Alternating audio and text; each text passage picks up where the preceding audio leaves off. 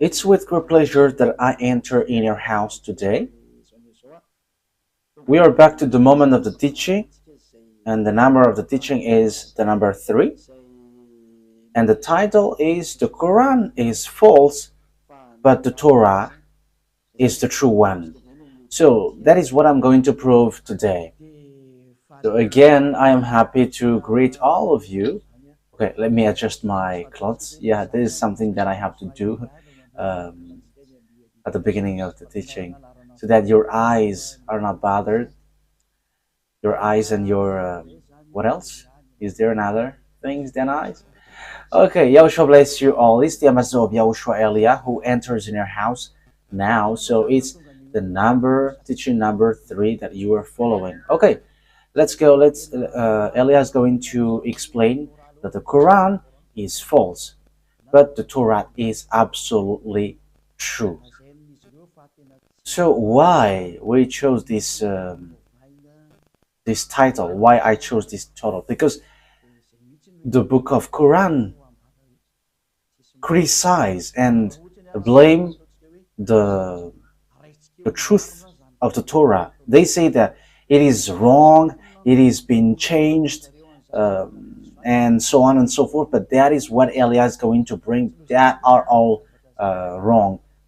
So let's say that what they have said is true.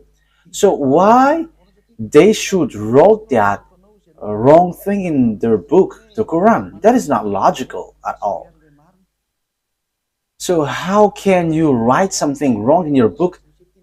Doesn't that mean that the Quran is false? False double times, because you have wrote something wrong. And if you say we got the truth, so show that truth. But the Sefer Torah is always a Sefer Torah, and there is nothing like wrong or true, but it's only one. And Elia has one. That's why I am saying that. So that is something that I have to tell you that first. And having the Torah, the result is people who follow the book of Torah of beloved YAHVAH never sin anymore. They never sin anymore. They don't know how to do bad things anymore. They don't know how to sin anymore. So that is the most wonderful thing with that true God. They become people who never sin anymore, which Quran is not able to do. But the book of the God of Abraham, the Torah, it's only that who can do that, because it's in there that who point out YAHOSHUAH, the son of Mary, and those who follow YAHOSHUAH, the son of Mary, never sin anymore, and they are washed away from their sins. They don't know how to commit sin anymore. And that is the program of the God of Abraham, so that people never sin anymore, so that people don't know how to sin anymore, and they are saved completely, because it's that sin which made the face of the God of Abraham hidden. Whether you are Christian, fake Christian, or Muslims, whoever you were, as long as you are sinners, you cannot get along with that God of Abraham. That is the true one. That is the truth. So that is the first introduction. If it is something that wrong according to you, Muslim, why do you write it in your Quran? It is something that has mistakes, so how can you write it there? So you are now has 2 mistakes. But now Elia is arrived here to prove that there is nothing wrong in the Torah, but yours is false. Okay, let's carry on. We're not going to talk about the details like mistakes in words, but we're going to come into that. But there is no words, no mistakes in the words. But that is the thing that Elia is going to explain, the truth of the words and the fulfillment of the words in the book of Torah, the Sefer Torah of the Jews. Let's start it from the story of Abraham and to the end of the story of Abraham. And who has got the agreement, who has received the agreement, and the children, their children. I'm going to explain that to you first, and after I give you the chapter and verse in the Torah. I'm going to give you first the chapter and verse in the Torah. This is the this is the absolute truth.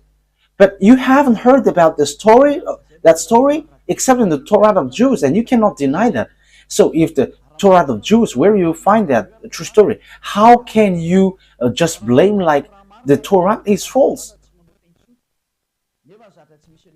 And that's why I say if the Torah is false, you shouldn't have take something wrong. And if you say you got the true one, show the true one. But Elia has the true one. If you have got Torah, you should have been washed away from your sin and you never sin anymore. However, that doesn't exist in you, in Quran.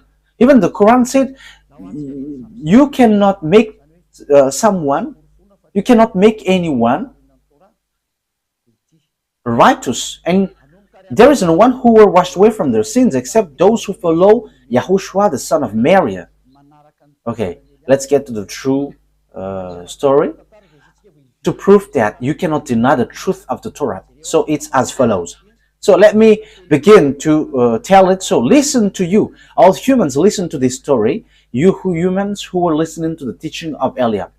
So when the story takes its end, we're going to get back and give you the chapters and verse. Look at the truthness of this word, because it's a word which is matching and in harmony, and you cannot deny what is in the Torah.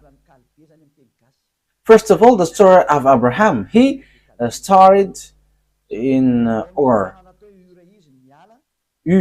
in French, and Ur for English. So Ur of Chaldea. Ur of Chaldea. It's in that village Ur that he left. So it's in Babylon. I will show you the picture after, and in Babylon. And when he left there with his father, I have to notice that his family are idolaters. That means they are not righteous people. Even Abraham was an idolater, because even his father Terah was an idolater. And when they left, they get to Haran. It's a place called Haran, and that is in Turkey.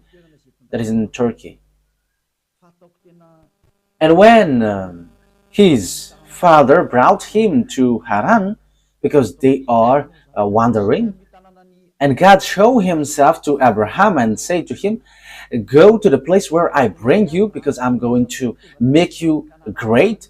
I'm going to make your children blessed, a blessing for all the nations. So it's in that place Haran that Abraham talked to the God. And Abraham went and he reached to the Canaan land. And when he reached there, Father YAHVAH showed him that Canaan, and Father YAHVAH said, I have given this place to you and to your children. Yeah, there was no precision at that time. Which children? Because Abraham gave birth to two sons. One is Isaac and one is Ishmael. He hasn't got children yet. That declaration has been given to him. And after they went to Egypt, because there was a terrible famine and there is nothing that they can eat. But in Egypt they can find something to eat. So Abraham went to Egypt and he found Hagar there, because he went there in Egypt. And when the famine has gone away, Abraham went back to Canaan. And when he went back there, he dwelled in Hebron, in a place called Hebron. So that it's where he ended his trip.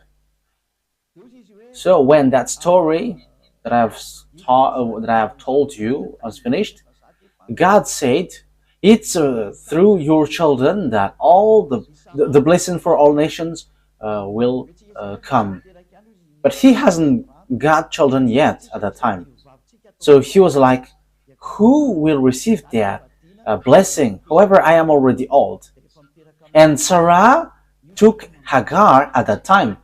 And she said, because we cannot have children, and we got a slave woman, So have children, have a child with her, and when you got child from her, is going to inherit. So Abraham asked God, let Ismael be alive in you to get that inheritance, as you have told me that it's through my children that all the blessing will come up.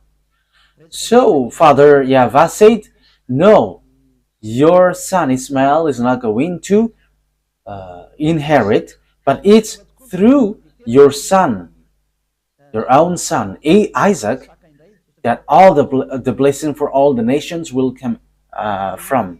So that is a conversation between God and Abraham. So when time has come, Isaac was born. Yeah, because Ismael was already born before. And it's Isaac that God... Okay, wait.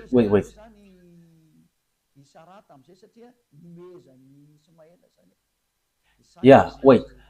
As Isaac grew up, so there was like circumcision and things, and Sarah was really angry because Ismael loved Isaac with that preparation. So Sarah was angry, and she said, kick this slave woman and her son out, because the son of this slave woman cannot inherit with my son. And Abraham was so sad hearing that word. However, God said to Abraham, obey to what Sarah said, because it's only in Isaac, it's only the children through Isaac that my agreement goes through.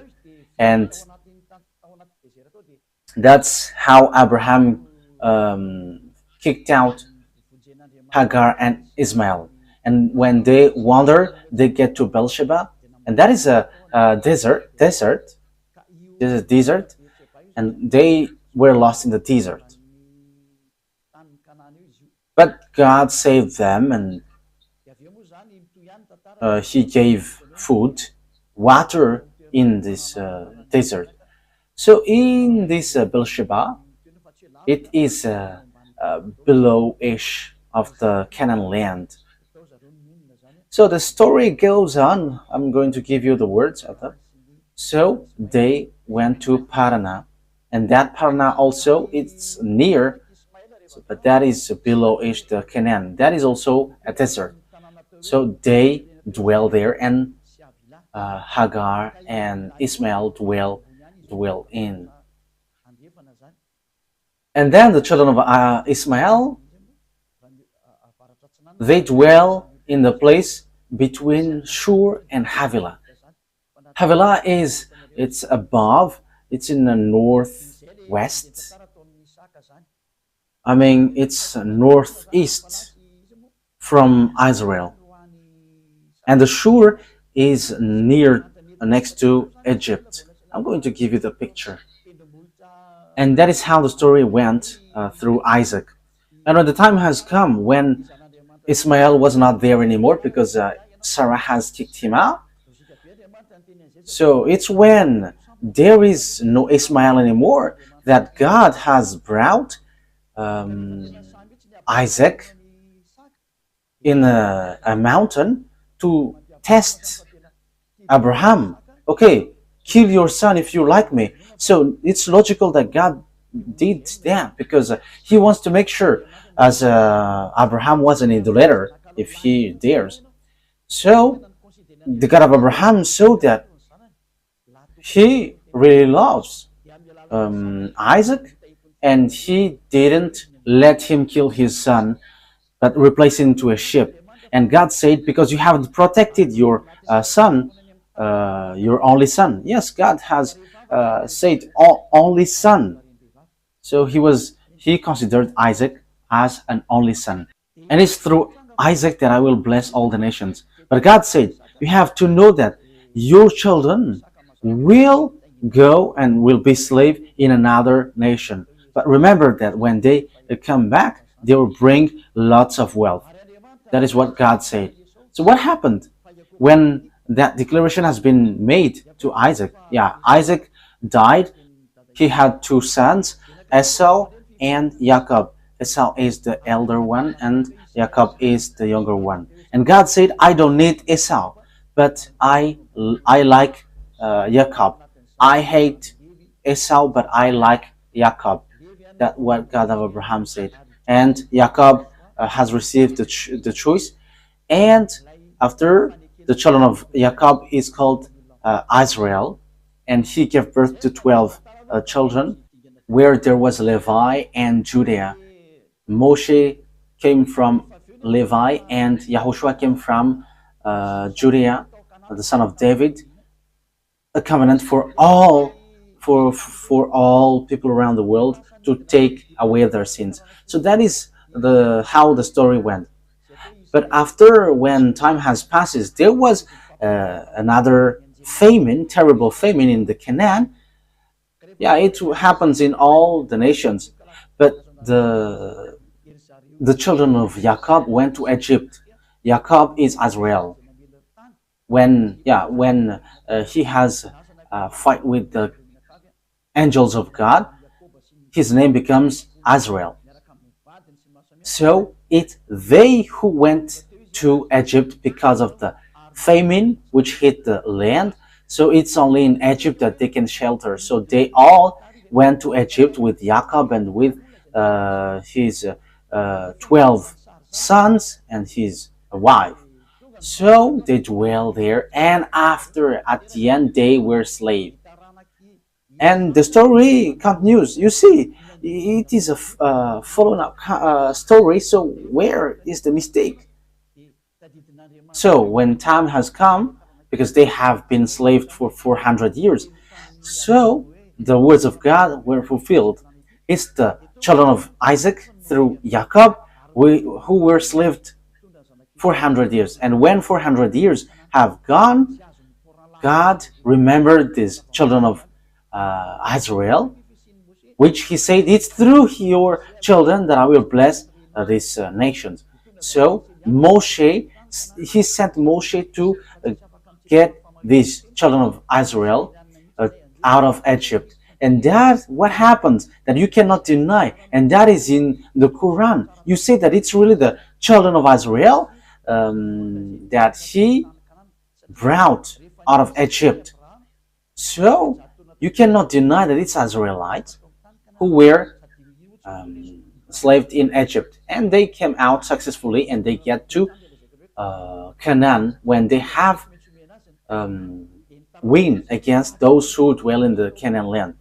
Because when they get back, there are already lots of people who dwell in the Canaan land. But there are places that they can dwell in Hebron. But they fought against those who already dwell in the Canaan, and they have win against them during the Joshua's era. And Joshua shared the land. Joshua is the soldier of Moshe. So that's how the story went. So here we can see that the God of Abraham said, the Canaan land belongs to Israel, and it's Israel who possess it. No one can have it. What happens is, we can see at the moment we speak, it's because of Muslims, the Quran, who said it. They pull that, and it's as they say, it's Ismail who were about to be sacrificed, and it's all about Ismail. Let me notice, Ismail is not Arab, but Ismail is Chaldean, is Babylonian. We know that the state of Babylonian is so strong at that time, where we can find Nebuchadnezzar. They have their own civilization, and it's the children of Ismail, because the children of Abraham is Chaldean, and his mother is Egyptian. So Babylonian, Chaldean, and Egyptian. So there is nothing to do with Arabs. So here, as I said, in Shur, near Egypt, and pass through Assyria, it's a little bit above. So they reached to Havilah, near to Turkey. So that's how Ismail's story went. He didn't get down to Arabs' territory. However, Quran took that and they say that it's Ismail who is the ancestor of Arabs. And they just have pulled that and they were like, the Canaan land belongs to them, not anyone else. Okay, so because the children of Israel went back to Israel and everyone there were losing against them. So it's obvious it's the children of Israel who choose to inherit Israel. So in the side of Ismail, they are wrong by saying that the Canaan land belongs to them. So Canaan is with Cisjordania, Lebanon, Syria, and all around. So that's what happens at the moment. Who fight against children of Israel, and they are not happy towards Israel, children of Israel. So around Israel, they're all Muslim. Okay, let's continue the story. However, when there is a great mistake that children of Israel did, they have worshipped idols.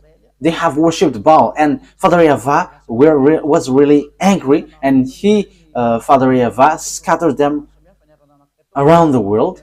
So he sent Nebuchadnezzar to destroy Israel, and Israel was completely destroyed, and they were captives. Lots of people attacked them, like Arabs, Greek, and Roman. And we know the story later that there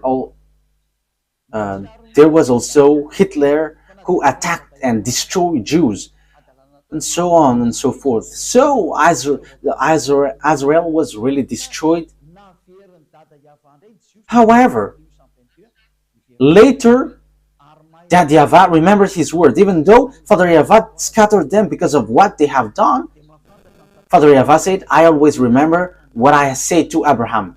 So Father YAHVAH has bring them back to Israel in 1822. So everyone knows about that. Those who have learned history and geography, they know that the Jews were gathered and established in their land in 1822. So the question is now, why they were brought back to their land?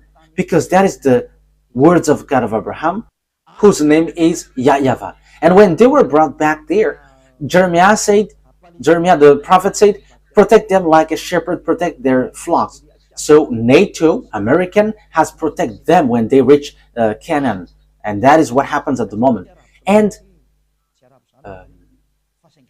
Palestinians cannot touch them. Palestinian who becomes Muslim. So Muslim cannot touch them. That's what happens. I cannot say Arab Muslim because they're not Arabs, but they become Muslim. That's what happens. People around there are Muslim and they're Palestinians. They're also Jordanian. It's in Cisjordania. There is also Lebanon, Syria, and they are fighting against Israel. And even Egypt, they are not happy at Israel. Let's get back to the story. If children of Israel get back to their land, of course the words of God of Abraham was kept by saying, I will let this land to be possessed by your children. And American has the truth. So according to them, if people call YAHVAH, it means Allah. But if Allah is YAHVAH, why do Arabs fight against Israel when they get back to their land? Why Muslims fight against Israel, children of Israel?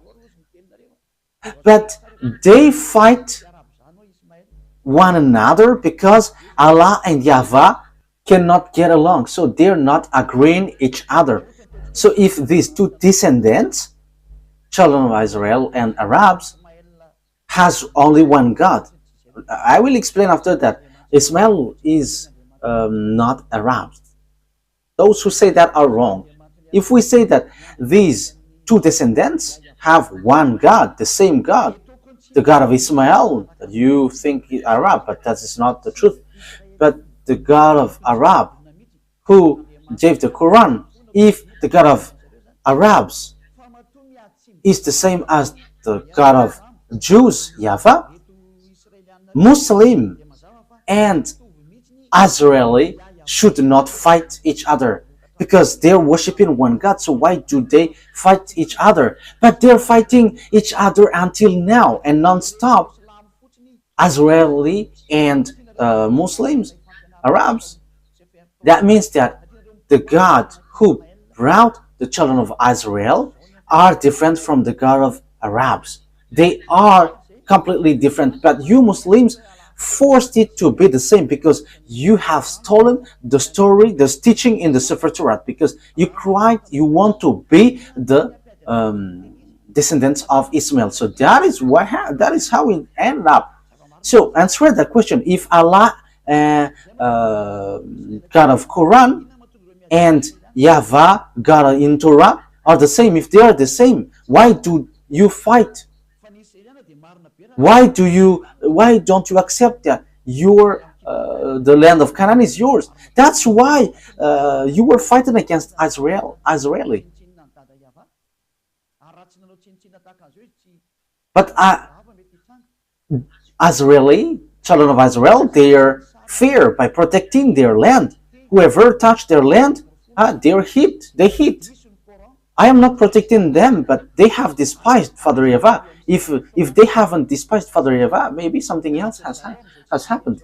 But okay, that is the story and the truth of the words to prove to you that the Quran is false, and that is different, completely different from the Torah, because they're fighting each other. However, beloved, YAHVAH brought the children of Israel to the Canaan. So if that YAHVAH is the same as Allah, why Father YAHVAH fight against Allah? Allah, the God of Arab, Muslim, why do they fight? They fight because Allah is not the same as YAHVAH. They're not equal. But Allah is the God of Arabs in the Quran, which is already false and fake. But YAHVAH is the God of the Jews, who justifies his word until now. The Canaan land belongs to them. So it's obvious Allah is false. Allah is fake. But YAHVAH is true. Because it's about a swindling. It's just swindling the words of the God of Abraham. It doesn't match with what they said, which is in the Quran. You see, if the God of Abraham and the God of the Quran is the same, they should not fight, because you cannot deny what is inside of the Torah, because it is said the word is made for the descendants of Abraham. So if he put Israel there, so they should not fight. But they fight because the God of Muslim is not YAHVAH but Allah, and YAHVAH is the God of Israel, and they cannot accept because this land belongs to them. And Arabs cannot deny that until now. That is the proof that YAHVAH is the truth, and that YAHVAH is the mightiest, because they cannot fight against Israel until now.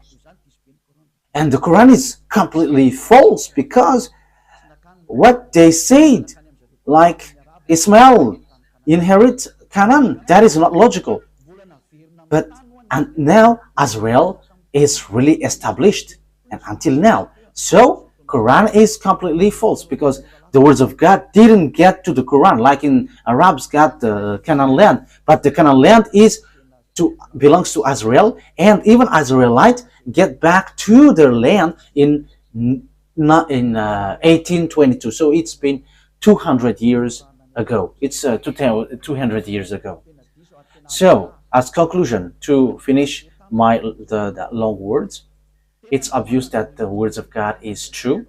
The Sefer Torah of Jews is the true one, but the Quran of Arab Muslim is false and it's a thief. And the dangerous thing is they have erased the words of God in the Torah and they have created a new book. We're going to talk about them. And when they created that book, they ordered people not to look in this Torah because, as they say, it's an ancient book and they should listen to the new prophet, not the old prophet. You Muslim cannot deny that. You are like, you should not listen to the Torah because that is an ancient one, and do not listen to the elder prophet, but the prophet of Arab. You should listen. You're just forcing thing, but that is something wrong. Okay, let's follow up it with a picture and with chapters and verse. Okay.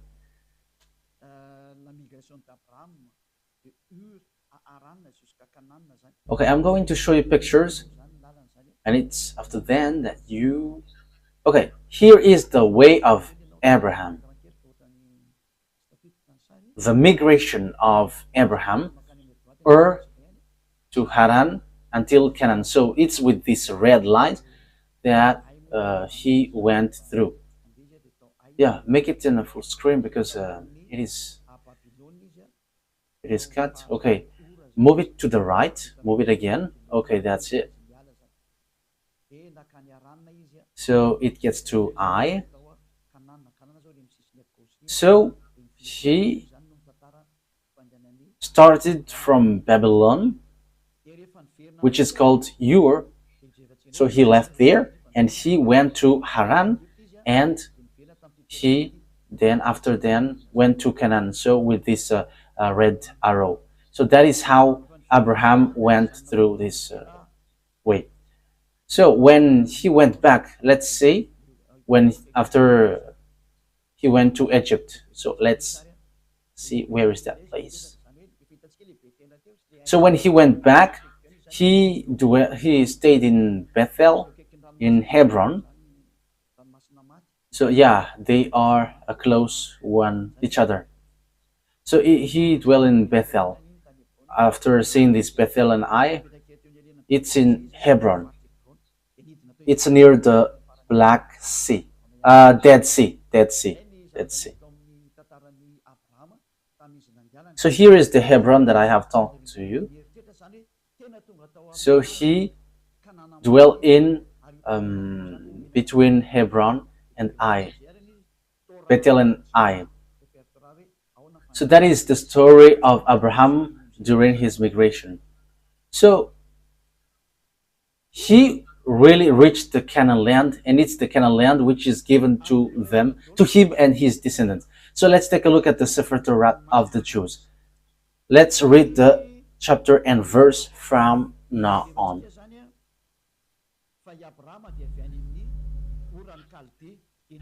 So you can take down this chapter and verse to explain the true words. We're going to see that Abraham is from the Ur of Chaldea. Genesis 11:31. Genesis 11:31. So you take down when that story is clear. Yeah, it must be told as story so that you understand well the thing. Terah took his son Abraham, his grandson Lot, son of Haran, and his daughter-in-law Sarai, the wife of his son Abraham, and together they went out from Ur of the Chaldean to go to the Canaan. But when they came to Haran, they settled there. So that is what I have shown to you. So Haran is next to Turkey. So that is it. Okay. So when Abraham get to Haran, Father YAHVAH called him to get down to the place which is given to him, which is the Canaan. So let's read Genesis 12 verse 1 to 5. Genesis 12, 1 to 5. YAHVAH had said to Abraham, Go from your country, your people, and your father's household to the land I will show you. I will make you into a great nation. So 1 to 5. And I will bless you. I will make your name great, and you will be a blessing.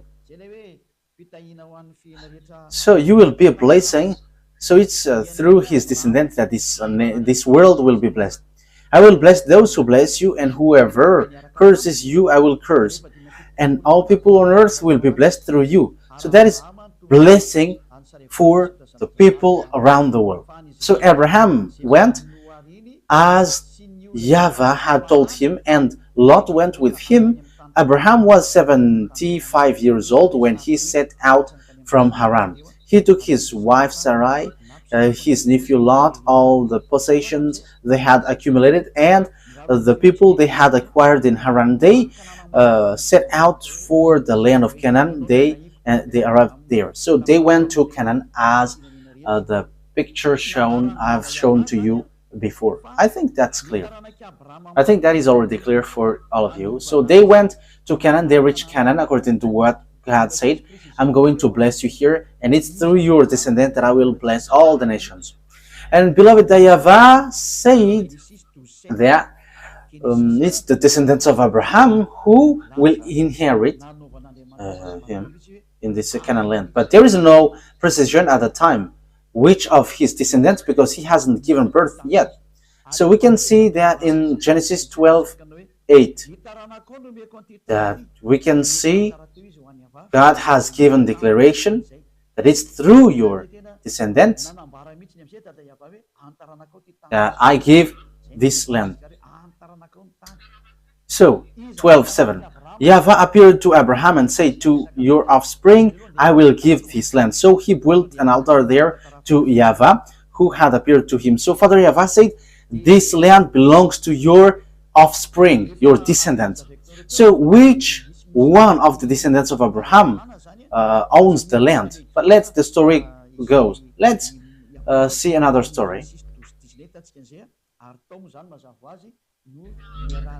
So according to what I have explained to you, after there was famines at that time, and they went to Egypt. Abraham went to Egypt. It's in Genesis 12:10 that we can find that, and it's in Egypt that they were with Hagar, and they made Hagar as their slave servant. Genesis 12:10. Now there was a famine in the land, and Abraham went down to Egypt to live there for a while because the famine was severe. So Abraham went to Egypt, and they met Hagar, and they made Hagar as servant for both for this couple. Let's carry on. So how the story continues to explain that. Abraham came back, and he dwelt between Bethel and Hai. So he went back to Israel in Bethel. Between Bethel and Hai. We have shown you on the picture. So let's read that on Genesis 13, 1 to 3. Genesis chapter 13, verse 1 to 3. So Abraham went up from Egypt to the Negev with his wife and everything he had, and Lot went with him. Abraham had become very wealthy in livestock and in silver and gold. From the Negev, he went from place to place until he came to Bethel, to the place between Bethel and Ai, where his tent had been earlier, and where he had first built an altar. There Abraham called on the name of YAHVAH. Now Lot, who was moving about with Abraham, also had flock and herd and tents. So now it says that they went between Bethel and Ai. That is what I have told you just earlier. And at the end they went to Hebron. At the end they went to Hebron. It's in the verse 18 that we can find that. Genesis 13:18. So it's where he ended his trip in Canaan. So Genesis 13:18. So Abraham went to live near the great trees of Manre at Hebron, where he pitched his tent. There he built an altar to YAHVAH. So God's words affirm that he dwelt in the Canaan land. And he sent Abraham to wander in the Canaan land to see the length and the width, looking on the eyes. But this land is yours. Yes, the land is so wide. The land where Cisjordanian, Palestinian, and Lebanon, it belongs to them. To Syria. Yeah, the land of Israel is so vast. But Muslim has seized it. When they are attacked by Muslim, yeah, they become Muslim Arabs. Yeah, when we are talking about them, it's Arabs, but it's not the case. Yeah, it's a huge topic about the Ismail. That is a huge topic. Okay, let's carry on. I have shown you the picture of Hebron. Now, who is going to possess the Canaan land? That is the question that we are going to ask. Which descendants will possess the Canaan land?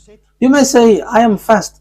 I have explained to you, and now I'm just giving you the chapter and verse. However, I am still explaining and get back to the story.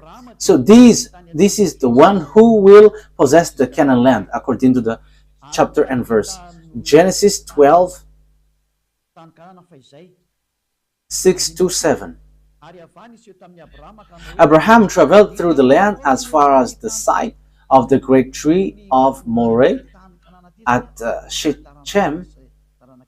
At that time, the Canaanites were in the land.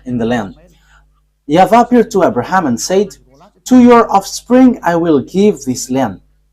That's it. So the one who will be given that Canaan land is the descendants of Abraham.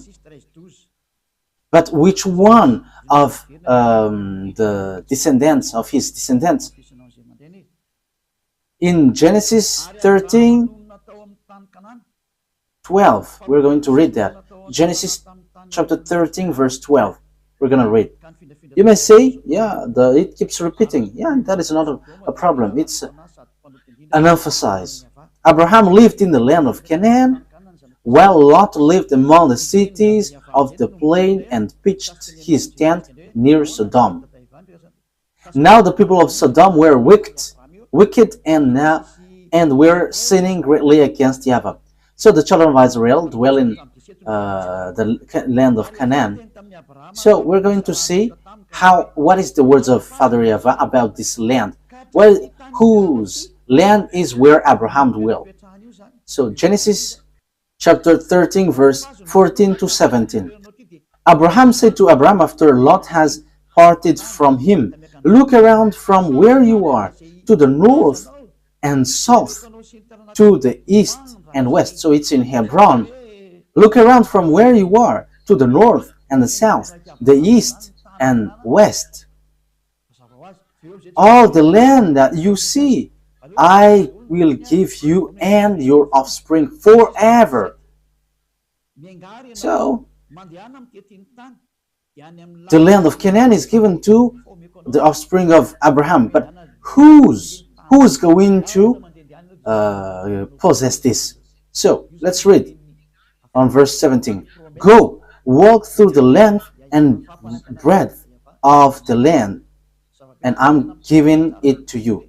So he is sent to look around, go to see the land which is given to him. So that is a promise that YAHVAH has promised to Abraham. So it is well established that this belongs to Abraham.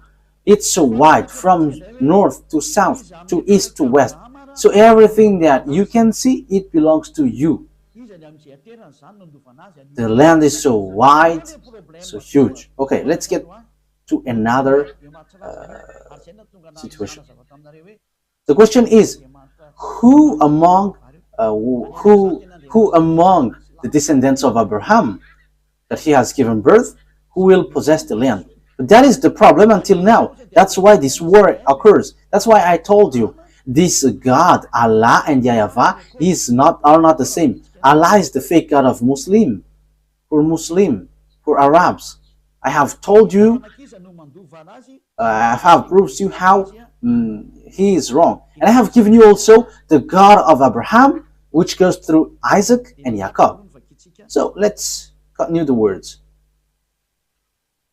So whose descendants will possess this? Genesis 15. We're going to read the verse 4 first.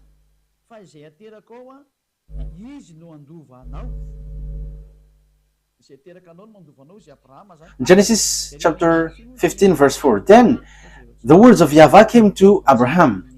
This man will not be your heir, but a son who is your own flesh and blood will be your heir. And which verse I said? So Genesis 15:7 said that it's the descendants of Abraham will take this as possession, will be his heir, not someone else. Yeah. We're going to read the verse 2. But Abraham said, Sovereign YAHVAH, what can you give me, since I remain childless, and the one who will inherit my estate is Eliezer of Damascus? And Abraham said, You have given me no children, so a servant in my household will be my heir. Then YAHVAH said, No, he's not going to be your heir, but it's your own son who will be your heir. So, his heir, according to the words of God that we are going to read, it's Isaac. We're going to read the Sefer Torah of Jews. It's Isaac who is going to be his heir. So God has established well that it's Isaac who is going to be your heir. Genesis chapter 17, and which verse? 19, verse 19. We're going to read, and 21. Genesis chapter 17, verse 19 to 21. Then God said, Not at all, but your wife Sarah will bear you a son, and you're going to call him Isaac. Okay, let's read from above. Verse 17. Abraham fell face down. He laughed and said to him, Will a son be born to a man 100 years old? Will Sarah bear a child at the age of 90? And Abraham said to God, If only Ishmael might live under your blessing. Because Ishmael was already born. Then God said, No, your wife Sarah will bear you a son. At the time, Sarah hasn't got a son yet. And you will call him Isaac. I will establish my covenant with him as an everlasting covenant for his descendants after him. So the words of the God of Abraham is so clear here that it's in Isaac who received the covenant, and he's going to establish the covenant in the children, in the descendants of Isaac. So it's obvious that Ishmael is being kicked out here. He's being rejected. He's being kicked out here. Let's see another words about that to justify the words in Genesis chapter 21. Wait a moment. Let's add the Genesis 17:21. But my covenant I will establish with Isaac from Sarah will bear to you by this next time year. So Sarah hasn't got a son yet, that he said, I will give my covenant to Isaac, but no one else. So let's read that. It's in Genesis 17:18 that God has kicked out Ishmael. Genesis 17:18. And Abraham said to God, if only Ishmael might live under your blessing. Then God said, no, but your wife Sarah will bear you a son. So Ishmael cannot be a heir. Father YAHVAH said, he cannot stand before me, in front of me.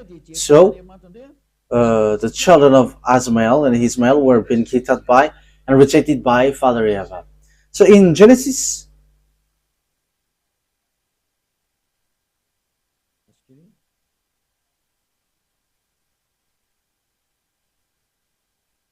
wait a moment.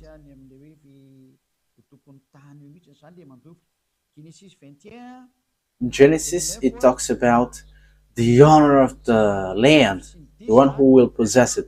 Genesis chapter 21, verse 9 and 10. So here we will see that Hagar has been kicked out. Kicked this slave woman and her son out because he cannot be here with my son. And God of Abraham agreed with that. That is what the Sefer Torah said. And it's really the children of Isaac which get to the Canaan land. And there is nothing to do with Ishmael. And we can see also that those who were slaved 400 years in Egypt was the children of Isaac, not the children of Ishmael. So Genesis 21 verse 9 to 10.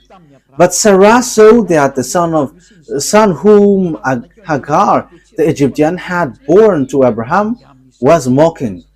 And she said to Abraham, get rid of that slave woman and her son, for her woman's son will never share in the inheritance with my son Isaac. Yeah, Ishmael laughed at Isaac, and Sarah was angry, and she kicked them out. But Abraham was not okay with that. But immediately the God of Abraham entered in stage by saying, follow that word because that is the true one. So if we have listened to that story, how can we falsify something which is really in harmony? So how can we change these worlds which is matching and which is in harmony? But you just don't want to listen to the truth. Verse 12, but God said to him, do not be so distressed about the boy and your slave woman. Listen to whatever Sarah tells you, because it is through Isaac that your offspring will be reckoned. So that is what the words of God said by the God of Abraham. It's through Isaac that will be reckoned. So we can see that God has rejected Ishmael. Let's get to another word. We're still analyzing all the things. Let's read the next one. And I am also repeating what I have told you earlier, and I am repeating the same thing. So that God said that Isaac is called the only son. So Ishmael is being excluded like two sons. But God said, your son Isaac, only son. Genesis chapter 22 verse 15. So here we can see. So here, when Ishmael and Hagar were kicked out, God said, give me your only son. Make him as a sacrifice for me. So it's when Hagar and Ishmael went away that there is this sacrifice. So Muslims with this Quran were wrong by saying that it's Ishmael that Abraham brought. That didn't exist in Torah. The Torah, which was in 2000 BCE, that doesn't exist in Torah.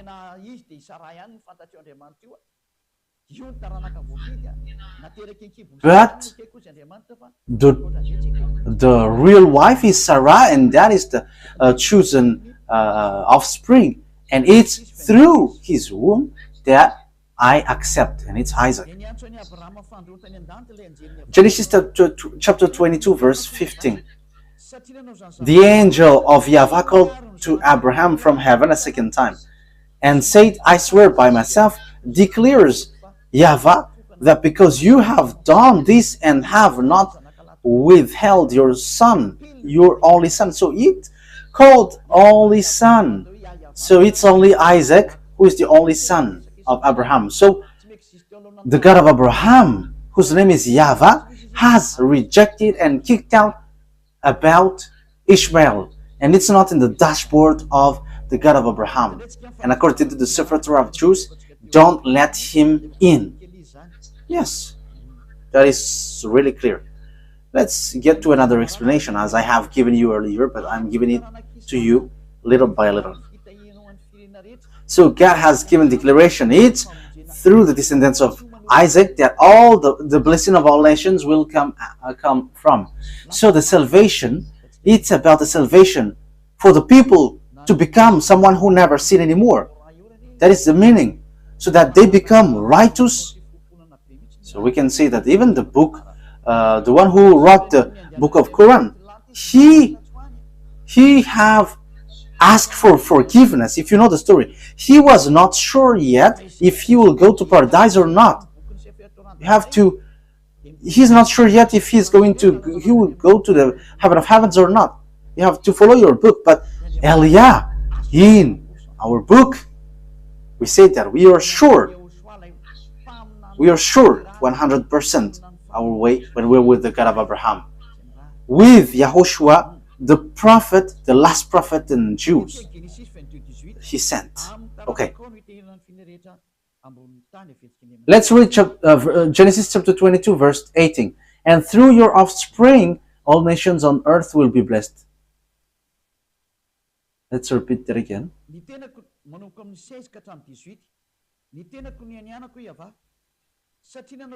So from the verse 16 to 18.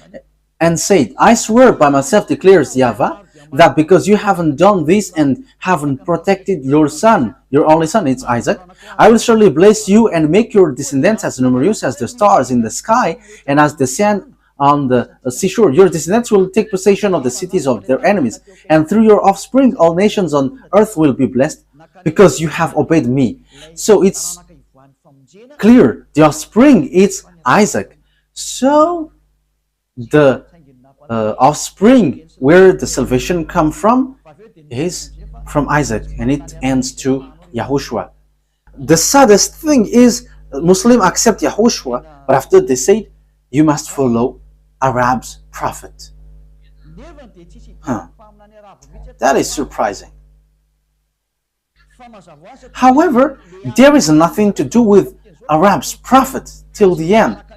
But it's obvious, the war in Israel, that is the proof that the Jews and the Arabs cannot get along. So YAHVAH and Allah cannot get along. But YAHVAH justifies his word till the end, and his word cannot be stopped till the end.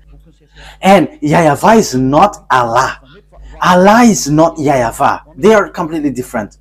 And the true one is the Torah, not the Quran. Yeah, we're going to get a little by little, but I always repeat that. Okay, let's carry on.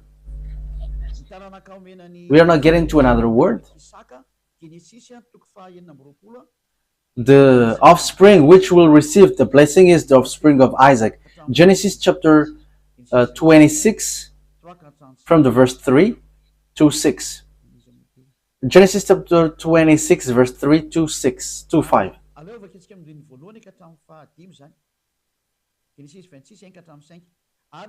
Let's start from the verse 1 to 5. Genesis 26, 1 to 5. Now there was famine in the land, besides the previous famine in Abraham's time. And Isaac went to Abimelech, king of the Philistines, in Gerar. And YAHVAH appeared to Isaac and said, do not go down to Egypt. Live in the land where I tell you to live. Stay in this land for a while, and I will be with you and will bless you. For to you and your descendants I will give all these lands, and will confirm the oath I swore to your Father Abraham, I will make your descendants as numerous as the star in the sky, and will give them all these lands. And through your offspring, all nations on earth will be blessed. Because Abraham obeyed me and did everything I required of him, keeping my commands, my decrees, and my instructions. So here it's clear that as Abraham has obeyed well to his God, YAHVAH, so that YAHVAH has kept his word, I will bless him. So here Abraham told to Isaac in Genesis 26 again, Bereshit for Sefer Torah, in Sefer Torah. So the word is really clear here that the covenant of God went to Isaac, the blessing for all the nations around the world. So it comes from the offspring of Isaac. So there is nothing to do with Ishmael or Arabs. So Arabs are excluded till the end. So Arabs cannot get into this. Like there is no word which gets to Arabs. That doesn't exist. The Torah reject that till the end. That's why I say to you, what is in Quran is not logical. There is kinds of strong manipulation, because here it's your descendants who will be blessed, and that is in the Sefer Torah of Jews. So what kind of words which is being manipulated if we are listening? What kind of words which is being manipulated if we are hearing this story of Abraham? Even the whole word, the whole book, it's in harmony. There is nothing that you cannot touch or modify. So how can you Muslims say it in your Quran that there is falsified words? There is something which has changed there. What has been changed? Even there is a long words and which was in harmony. So what can you change? But let's carry on the words. Genesis, where have we left? Okay. So the blessing went to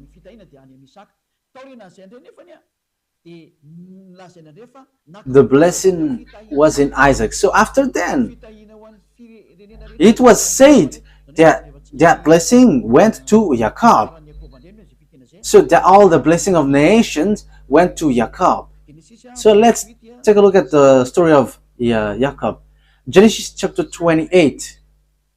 Genesis chapter 28.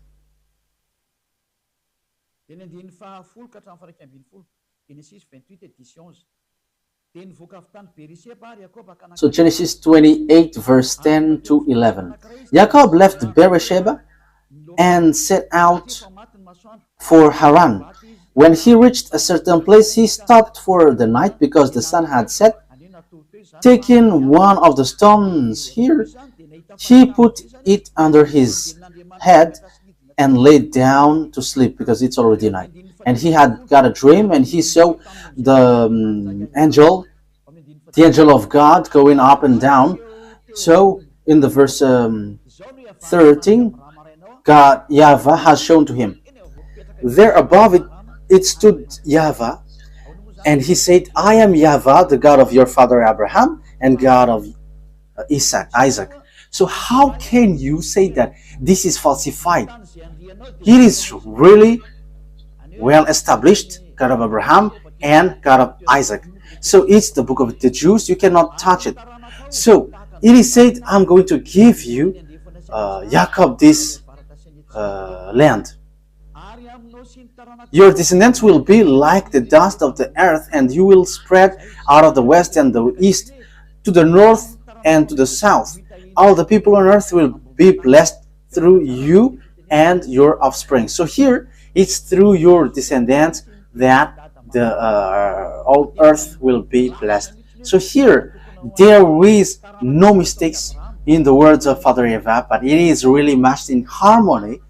And it is said that it is made for the descendants of Abraham, went to Isaac, went to Jacob. So here, this is the sign which is given to you. Let's read that sign. Okay?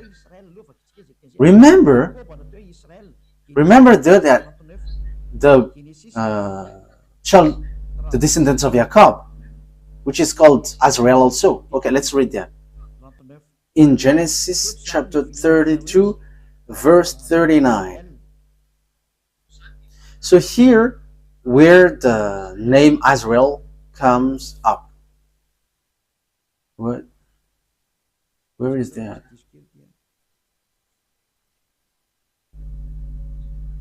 Wait a moment, there is a mistake.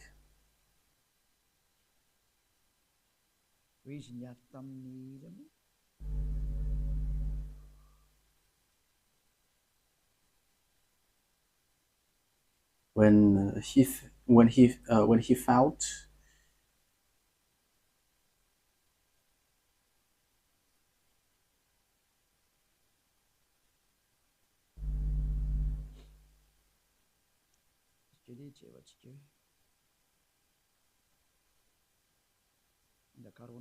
Wait a moment. We are looking for it. I must look for it because I have lost it. Genesis chapter 32.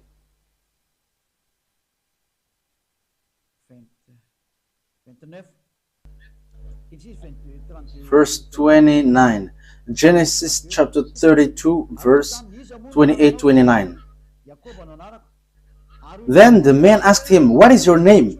"Jacob," he answered. Then the man said, "Your name will no longer be Jacob, but is Israel, because you have struggled with God and with humans and have overcome." So God, the God of Abraham, has changed the name of Jacob into Azrael. So from then, Azraelites are called Azrael. So that is the children of Isaac, children of Jacob, children of Isaac, children of Abraham. So that descendants would be slaved in Egypt, according to the words of God.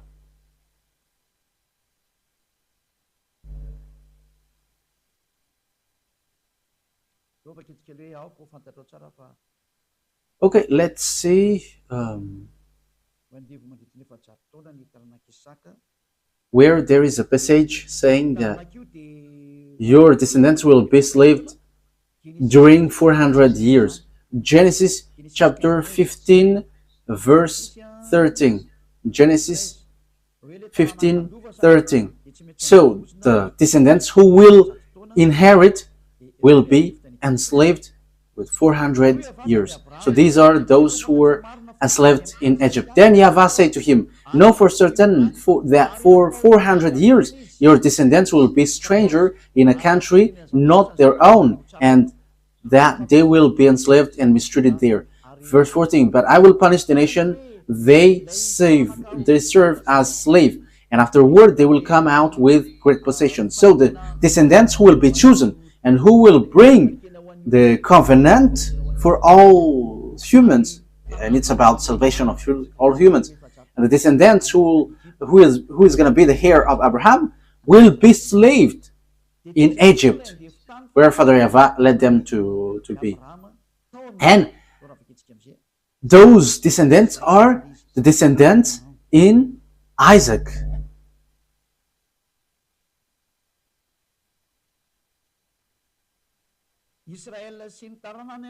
Azrael and his offspring were slaved in Egypt, according to Genesis chapter 46, verse Genesis chapter 46. Okay. Genesis chapter 46, verse 1 to 7. So Azrael set out with all that was his, and when he reached the Beersheba, he offered sacrifices to the God of his father Isaac.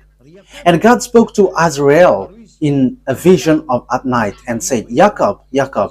"Here I am," he replied. "I am God, the God of your father," he said. "Do not be afraid to go down to Egypt, for I will make you into a great nation there. I will go down to Egypt with you, and I will surely bring you back again, and Joseph's own hand will close your eyes." Then Jacob left the Beersheba, and Azrael's sons took their father Jacob and their children and their wives in the cart the Pharaoh had sent to transport him. So they went to Egypt and they brought everything that they had in Egypt. Verse 6. So Jacob and all his offspring went to Egypt, taking with them their livestock and their possession they had acquired in Canaan. Jacob brought with him to Egypt his sons and grandsons and his daughter and granddaughter, all his offspring. So everything that they had in Canaan, they brought it into Egypt. So it's obvious that Canaan belongs to them. So they were slaves in Egypt. So you see, we went from Genesis 11 to 46. So the offspring to Jacob to Israel proves the truth of the words of the God of Abraham. So which of them are falsified according to you? And you may say the Sefer Torah is being corrupted and we don't need to listen to that anymore. And we have to listen to the new words in the Quran. You see, that is all wrong. However, when we dive into the story, the Arabs cannot get into this story because there is no blessing for Arabs in. Whether in the Quran, that doesn't exist. But they just force with this situation, and they were like, it's an ancient book, but now it's Quran. This is the new model. This doesn't work. That is to fight against the God of Abraham, and his name is YAHVAH, because that is his real name. We cannot say, let's call him, but his real name is YAHVAH. Let's carry on the words. So they are the people who went to Egypt and they were slaves there. Let's read the words of God about that. So the Israel were suffered in Egypt. So in Exodus chapter 2,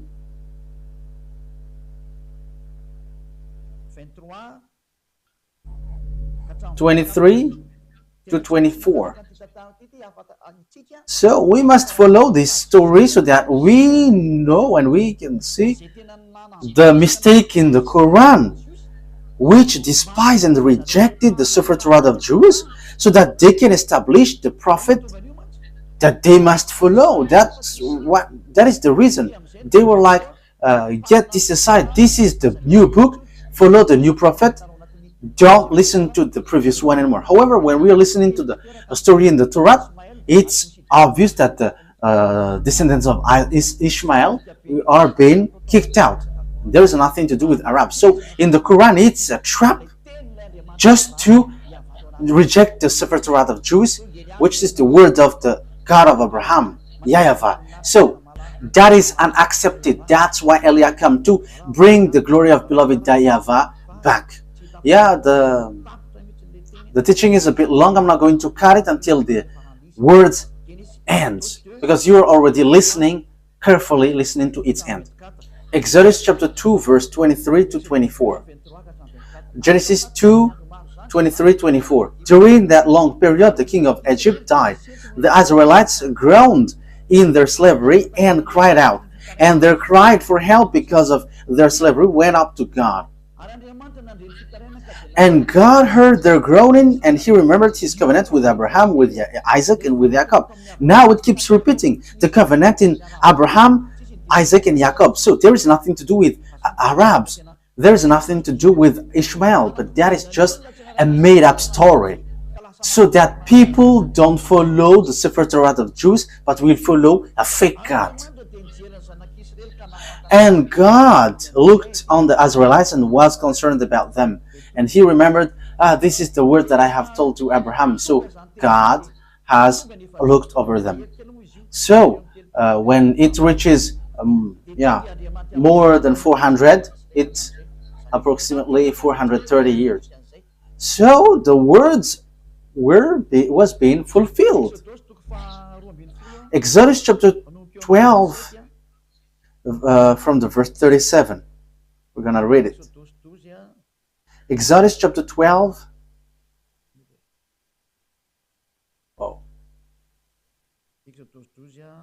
Exodus chapter 12.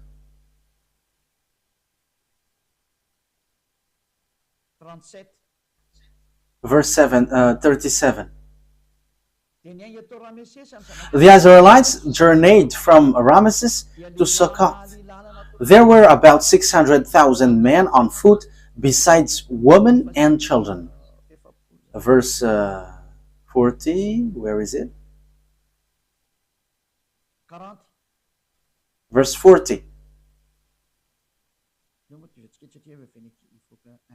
Okay, let's read from here.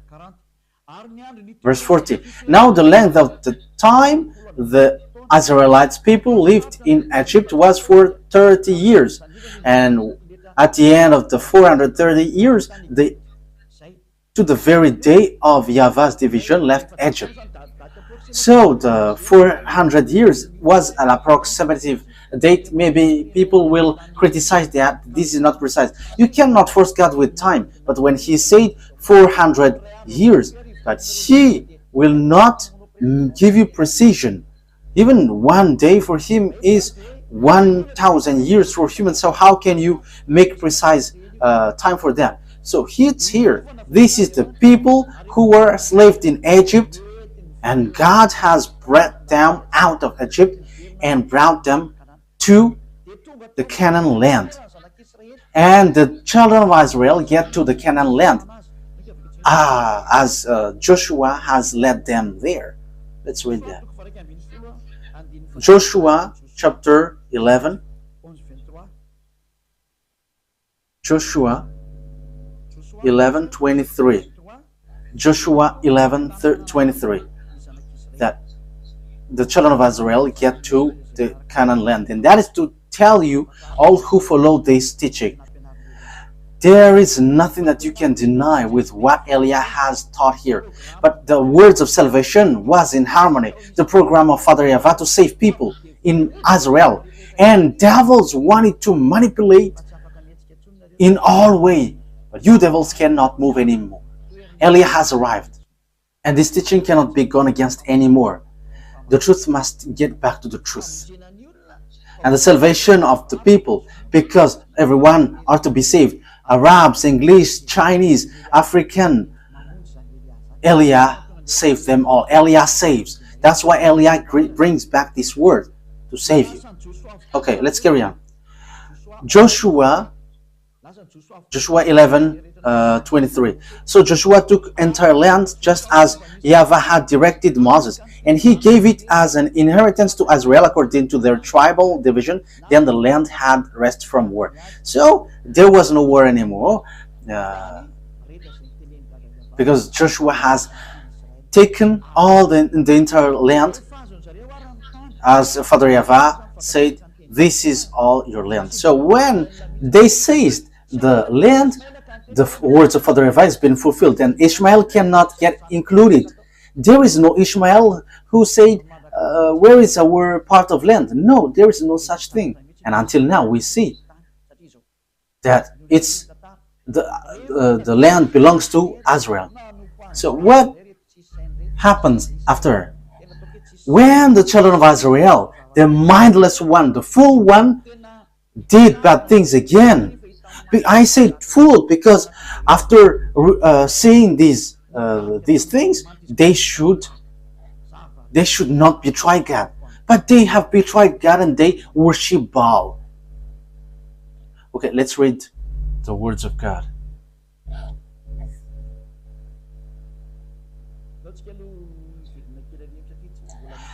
Now I would like to get back to the topic who was being sacrificed, because we have seen that the word is in Isaac and Jacob, and we're slaved in Egypt and we're brought back to Israel. So who is being sacrificed?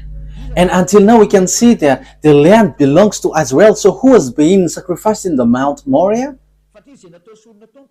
Because it's the one who is being sacrificed there who possessed that word, and the one who were slaved who received that word. So the one, the descendants to be blessed are those who were slaved. So it's Isaac who is being sacrificed in the Mount Moriah. Genesis 22, Genesis chapter 22, verse 2. Genesis 22:2. Then God said, "Take your son, your only son, whom you love, Isaac." So he is the only son. "And go to the region of Moriah, sacrifice him there as a burnt offering on a mount I will show you." So that is what Muslims reject. So how can we reject that? But they just change it into Ishmael. If Ishmael was there, why they were not slaved in Egypt?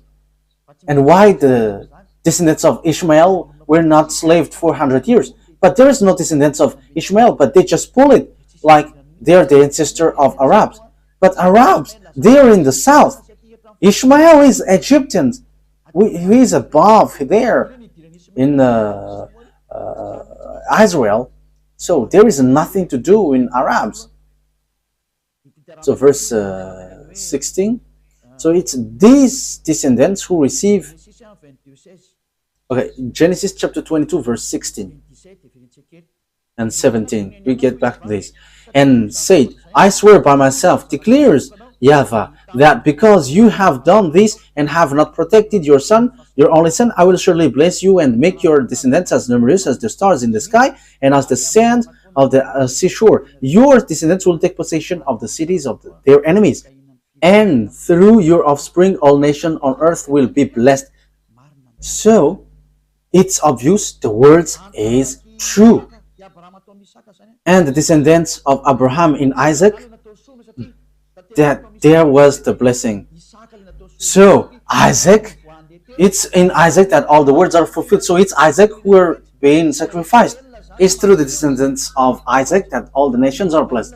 So if Ishmael died there, for example, it should be the descendants of Ishmael who should be enslaved. But there is no children of Ishmael who were being enslaved. But it's the descendants of Jacob. So it's obvious that the one who was about to be sacrificed in Mount Moriah was Isaac. So Ishmael is rejected. Arabs are rejected. The Quran is fake, false. There is nothing true in that anymore with this truthness. So let's see that these they have worshipped idols. Oh, where was that? Because we know the story about the salvation for all people, YAHOSHUAH. It comes from this offspring.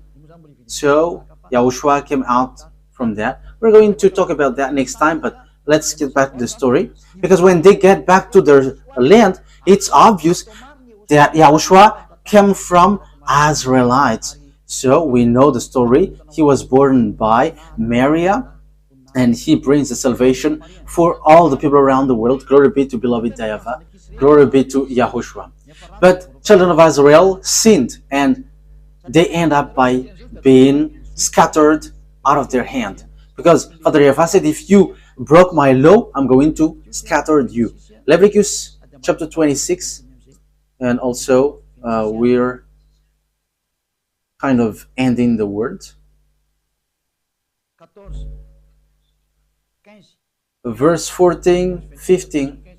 Leviticus 26, 14, 15. "But if you will not listen to me and carry out all these commands, and if you reject my decrees and abhor my law and fail to carry out my commands and so violate my covenant, then I will do this to you. I will bring on you sudden terror, wasting disease and fever and so on and so forth." Okay, let's read on verse 33. Okay, let's start from the 32. Okay, 31. "If you don't obey my law, this is what I'm going to do to you." Leviticus chapter 26, verse 31 to 33. "I will turn you